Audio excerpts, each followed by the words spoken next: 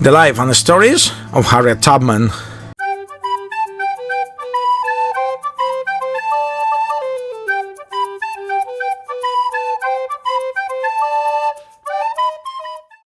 Born in slavery in Maryland in or around 1829, Tubman drew upon deep spiritual resources and converted anti-slavery networks when she escaped to the North in 1849. Vowing to liberate her family, she made repeated trips to South during the 1850s and successfully guided thousands of fugitives to freedom.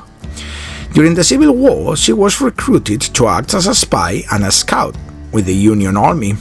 After the war, she settled in Auburn, New York, where she worked to support an extended family in her later years, founded a home for the indigent, aged.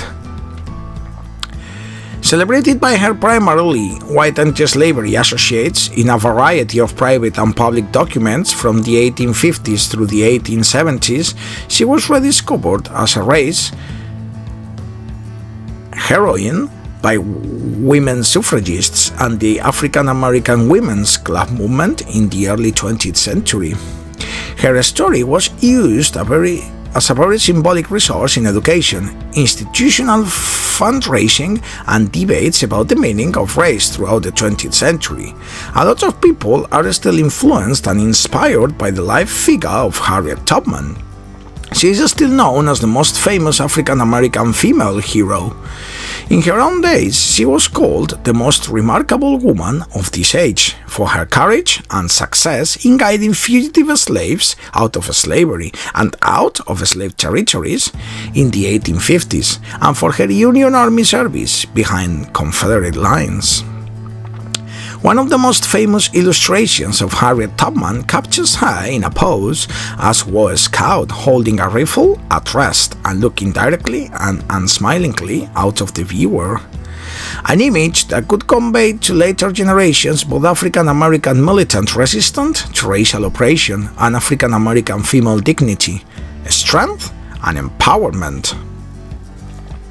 Harriet Tubman's life is the one of the most important and known stories of an African American females. Her life history, her life stories, and her life in general has been told and retold many times by both black and white biographers as part of the political effort to construct and pass on a history of effective African American resistance to white Southern supremacists. This history of resistance portrays the life of one of very few women whose escape from slavery was very famous and told in her own time among anti-slavery activists. Despite a former slave, Harriet had a surprising ability to form and keep close relationships with a group of well-connected white anti-slavery activists in the North. Among her white Northern political allies and friends were her three main and earliest biographers, Sarah Hopkins Bradford, Franklin P. Sanborn, and Edna Cheney. These three important Northern and abolitionist figures remained loyal supporters during her entire life.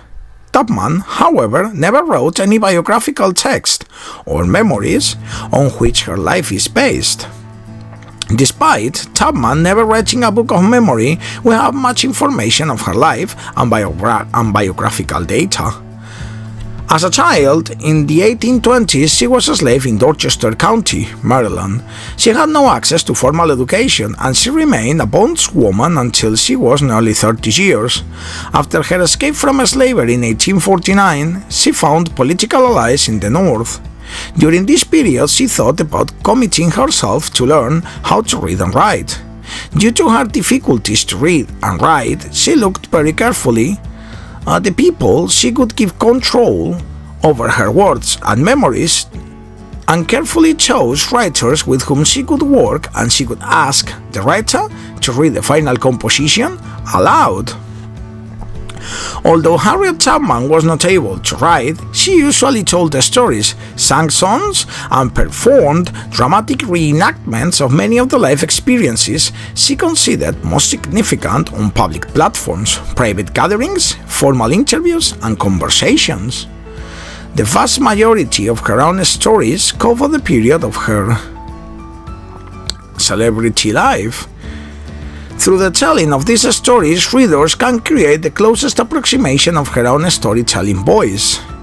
Most of Tubman's biographers, apart from those main three allies, they analyzed the interaction between Tubman and her interviewers, and most of these biographies and written testimonies made major contributions to the shaping of her own heroic myth.